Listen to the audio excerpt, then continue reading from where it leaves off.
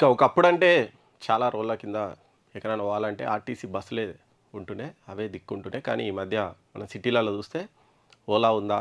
Uber ఉందా? ర్యాపిడో ఉందా? అని అడుగుతున్నాం. అంటే ఎక్కడి నుంచి ఎక్కడికి పోవాలన్నా గానీ సింపుల్‌గా యాప్ ఉంటది. యాప్‌లో బుక్ చేసుకుంటే బైక్ వస్తది, ఆటో వస్తది, కార్ వస్తది. ఏది అవైలబుల్ అంటే మనకేది అవసరమో వాళ్ళొచ్చి పిక్ చేసుకుంటారు. తీసుకపోయి అక్కడ డ్రాప్ చేస్తారు. అంటే చాలా ఈజీగా అయిపోయింది. ఇప్పుడు మనకి పికప్, డ్రాపు ఈ ట్రావెలింగ్ అనేది చాలా ఈజీగా అయిపోయింది. ఎక్కడున్నా ఇప్పుడు మామూలుగా హైదరాబాద్ లాంటి చోట్ల ఎక్కడ ఏ లోపలికున్నా గానీ ర్యాపిడోనో లేకపోతే ఓలానో, ఉబరో బుక్ చేసుకుంటే అవి ఇంటికే వచ్చి డోర్ స్టెప్ సర్వీస్ అందిస్తున్నాయి. ఇదంతా బాగుంది. కాకపోతే ఈ ఓలా, ఉబర్ సంస్థలు గుత్తాధిపత్యం వహిస్తున్నాయి. అంటే ఇప్పుడు వీళ్ళకు జేబుకు చిల్లయితుందంట.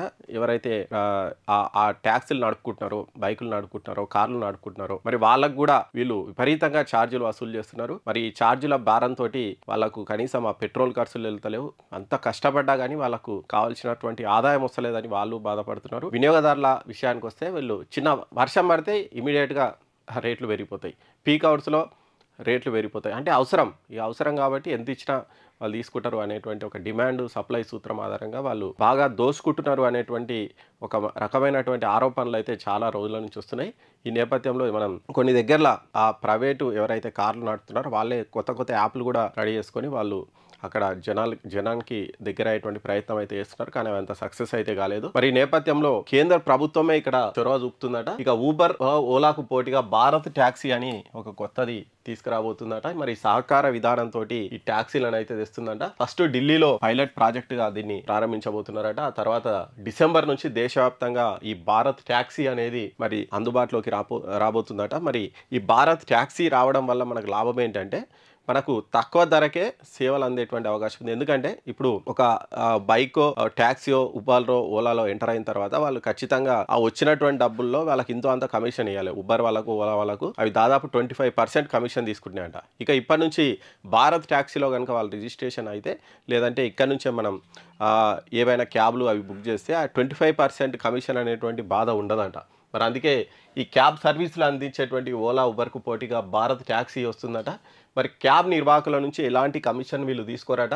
సహకార పద్ధతిలో ఈ సర్వీసు నిర్వహిస్తారంట. మరి క్యాబ్ నిర్వహణకు వాళ్లకు ప్రయోజనం, ఇటు ప్రయాణికులకు ఇద్దరికీ ప్రయోజనం కాబోతుందంట. ఇక్కడ చూడొచ్చు ఓలా, ఉబర్ సంస్థలు అడ్డగోలు 25% వరకు కమిషన్లు తీసుకుంటున్నాయట. దాంతోపాటు ప్రయాణాల రద్దు సమయాల పేరిట మనం ఒకవేళ ఏదైనా రైడ్ క్యాన్సిల్ చేస్తే ఇమీడియట్‌గా మనకు దానికి ఫైన్ కూడా వేస్తున్నాయి. అంటే ఏదైనా ఓకే మళ్ళీ క్యాన్సిల్ చేస్తే ఫైన్ వేయడు తప్పు కాదు. ఎందుకంటే ఇట్లా ఆకతాయిలు ఉంటారు. కావాలని రైడ్ బుక్ చేసుడు క్యాన్సిల్ చేసుడు, బుక్ చేసుడు క్యాన్సిల్ చేసుడు ఇది వాళ్ళకు ఆట అవుతుంది కాబట్టి అటువంటి వాళ్ళకు చెక్ పెట్టడానికే ఒక 2, 3 సార్లు చూసి ఖచ్చితంగా కావాలని చేస్తున్నారంటే ఫైన్ వేస్తే అది తప్పు కాదు. కానీ ఇప్పుడు వీళ్ళు ఒక్క రైడ్ క్యాన్సిల్ చేసినా కానీ వీళ్ళకి ఫైన్ వేస్తారు. వాళ్ళకేమో 25% కమిషన్ తీసుకుంటారు. దీంతో ఏమవుతుందంటే ఇక వినియోగదారులకు బొక్క పడుతుంది.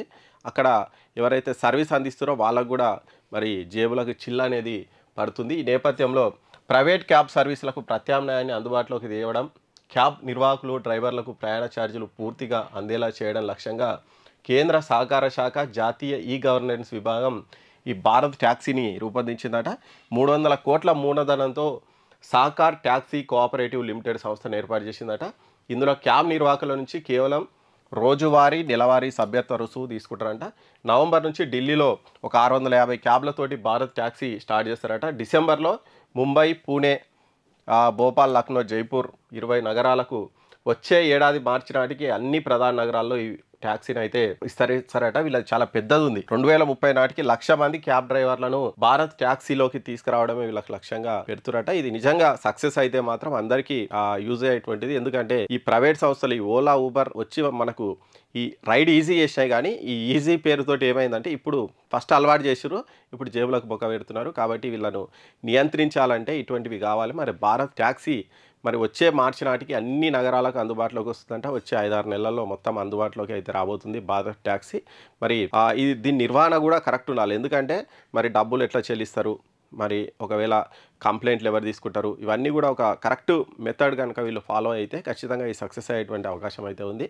మరి లేదంటే ఎందుకంటే రెస్పాన్సిబిలిటీ ఉండాలి ఖచ్చితంగా. మనం ఏదైనా రైడ్ క్యాన్సిల్ అయితే ఎందుకు క్యాన్సిల్ అయింది అనేది చెప్పే విధానం ఉండాలి.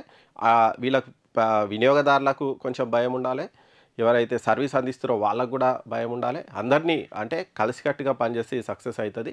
లేదంటే మళ్ళీ ఆ 25% ట్యాక్స్ వేసేటువంటి ఓలా ఉబర్ వైపే వెళ్ళాల్సి వస్తుంది. సరే ఇదైతే ఒక ముందడుగు అని చెప్పొచ్చు. ఈ భారత్ ట్యాక్సీ మరి సక్సెస్ కావాలనే కోరుకుందాం. ఎందుకంటే మరి దోపిడీ నుంచి బయటపడాలంటే ఇటువంటివి రావాల్సిందే.